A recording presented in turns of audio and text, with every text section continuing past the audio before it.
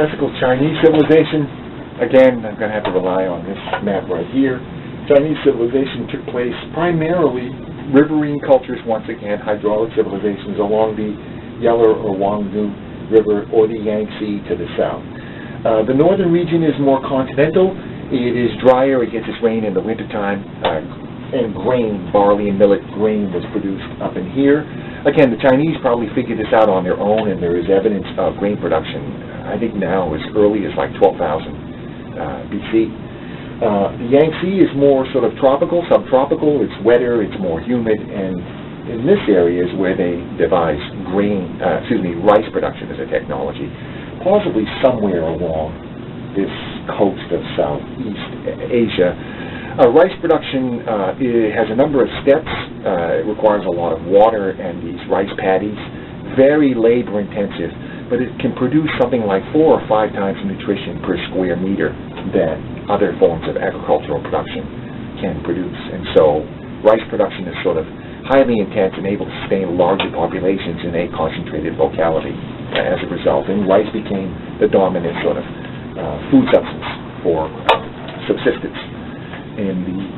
From here all the way to East India, we should point out this whole area right in here. Chinese society, its governmental system, its material culture, its architectural forms, its written languages, all emerged early in the Bronze Age. These forms changed gradually. They evolved at their own pace and sustained themselves for thousands of years.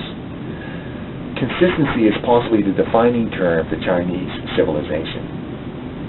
Rice farming was able to sustain very large populations per square kilometer in ancient China. The high labor requirements of rice production all but depended on dense settlement pattern. The early farmers of China grew accustomed to a collective lifestyle in which group identity dominated individual autonomy. The unquestioned hierarchy of traditional family system tended to prepare Chinese inhabitants to accept status distinctions at higher levels of society. Bronze Age Chinese settlements were organized according to urban clusters, elite enclosures, fortified precincts, surrounded by a scattering of workshops and artisan-supported farm villages. But most people in China, the great masses, basically farmed. The Shang King of China, and this is 1523 to 1028 BC, so the Bronze Age, served as the sole mediator between the deity Tian, the great deity of the sky, and the inhabitants of the realm. The Chinese believed that the spirits of deceased ancestors embarked on a long and torturous journey into the heavens to arrive at the ultimate destination of the court of Tian, also personified as Shangdi, or the supreme ancestor. It was the duty of Chinese descendants, particularly the eldest male of a given family, to assist these spirits in their journey by feeding them through ritual sacrifices so that they could attain their place in the heavens and assist their descendants on earth. Not only the canonical ritual vessels, but even the pictographic forms of early Chinese characters are believed to have been fashioned from this ancestor cult worldview. The Zhao, 1027 to 221 BC, having ejected the Shang, organized a feudal network of vassal states by dispatching sons and relatives to preside over conquered principalities. To dispel religious concerns regarding the legitimacy of their ascent to power, the Zhao proclaimed that the Shang had lost the confidence of the sky god Tian through their corruption and incompetence, and that the Zhao themselves, and that the Shang could no longer guarantee the divine safety of the Chinese people. The purpose of the emperor was to do all the necessary sacrifices to maintain this link, the mediator between the gods and the earth. By arguing this principle, the Zhao introduced the concept of the mandate of heaven. That is, that the support of Tian could be conferred to any family shown to be morally worthy of the responsibility, and that royal power in China was transferable under the appropriate religious circumstances. This power and legitimacy of the Zhao was weakened gradually by their inability to confront the mounting raids by Turkic and Mongolian peoples, we refer to them as the Xiongnu or the Huns, from the north. These steppe peoples, pastoralists, much like the steppe peoples that we saw between the Caspian and the Pamir Mountains. We've got this stretch right in here. During the era known as the Spring and Autumn period, which is 771 to 481 BC, as well as during the subsequent significantly more violent era of the Warring States from 480 to 2222 BC, a number of diametrically opposed phenomena occurred. For the reduction in numbers of principalities, ultimately to one, the Qin dynasty. Population expansion to the north. And as population expanded, they took more land from the nomads and had to build defenses. And so the beginnings of the Great Wall was really a process of conquering and claiming land that wasn't originally part of China. The emergence of the Xiongnu or Han Confederacy. Encroached upon by China, the nomadic peoples organized themselves into a bigger and bigger state, polity. The construction of the Great Wall, and ultimately the recruitment of Hunnic warriors by competing Chinese states.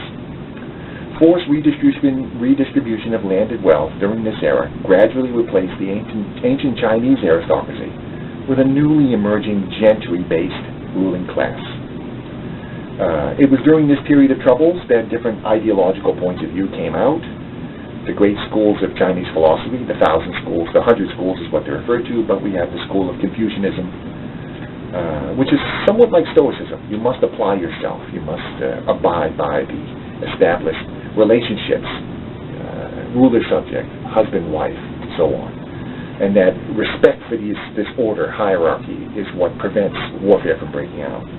Taoism, which is more sort of like belief in that actually it doesn't matter what humans do, there's a natural pattern to life, and that humans must connect with that pattern of nature.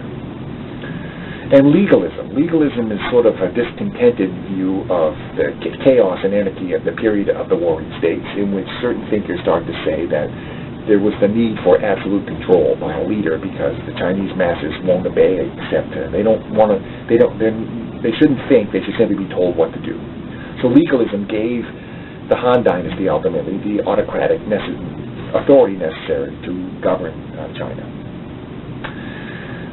Qin Shi Huangdi, the Duke of Qin. Qin was a western state up in this region, and I should point out, then the mountains begin. Here's the Himalayas, the mountain and the tableland starts to rise up. There's a special corridor that leads through to the Tarim Basin. At this point, we are in a desert region out here. And then come the Pamir Mountains, and over that you're into Afghanistan. And so this is the area that, it's interesting that all the great powers, the Han, the Qin, kind of were in the west, because they were more able to get control of native warriors and make their armies more effective, especially cavalry. The Chinese had no horses, they had to import horses, and so the Xiongnu and this cavalry sort of revolutionized Chinese warfare.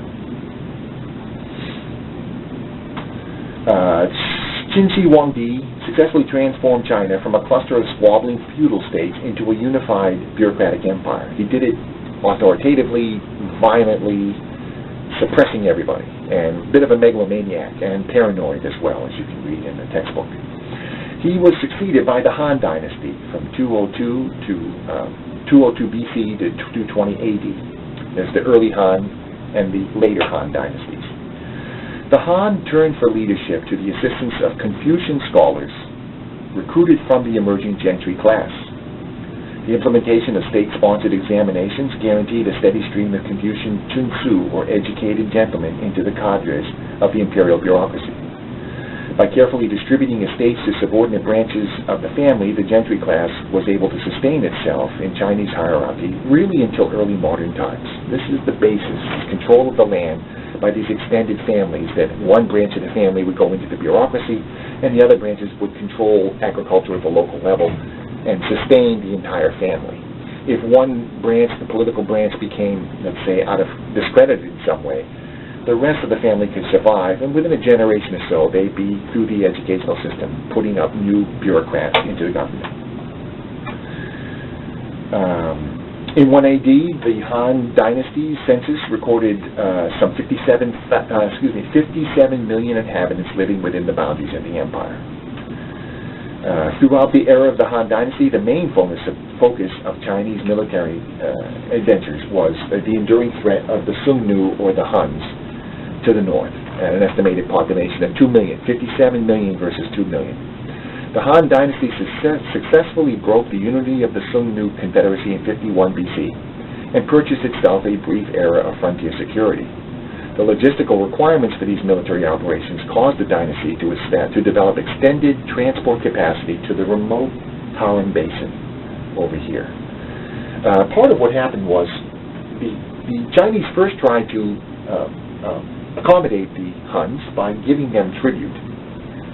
Then they found out through travelers that the Huns were simply selling silk and lacquer goods to traders who were taking it to Afghanistan and India. And so the more the Chinese gave them, the stronger they became.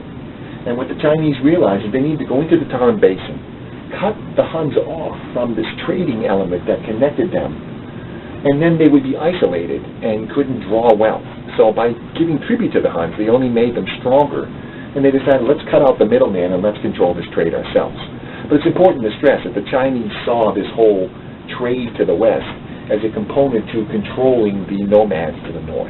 Cutting them out of the trade was really the objective, to weaken them. That's the main thing, as opposed to controlling the trade itself. Chinese diplomats and explorers simultaneously traveled along the caravan routes to investigate neighboring polities and civilizations, methodically gathering information about peoples beyond the borders of the empire.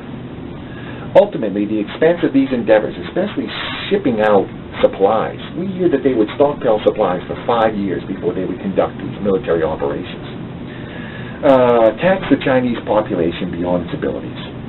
The collapse of the Han Dynasty in 202 AD ushered in 4 centuries of civil war known as the Era of Disunity.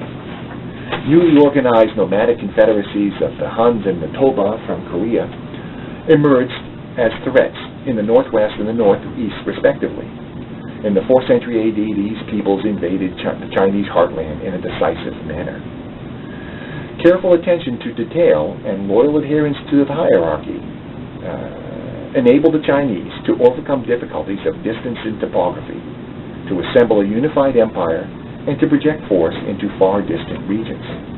Despite its vast geographical separation from the urban civilizations in the West, classical China became connected to the emerging global world system of the classical era, and for better or worse, hitched its trajectory to the outcome of this global relationship.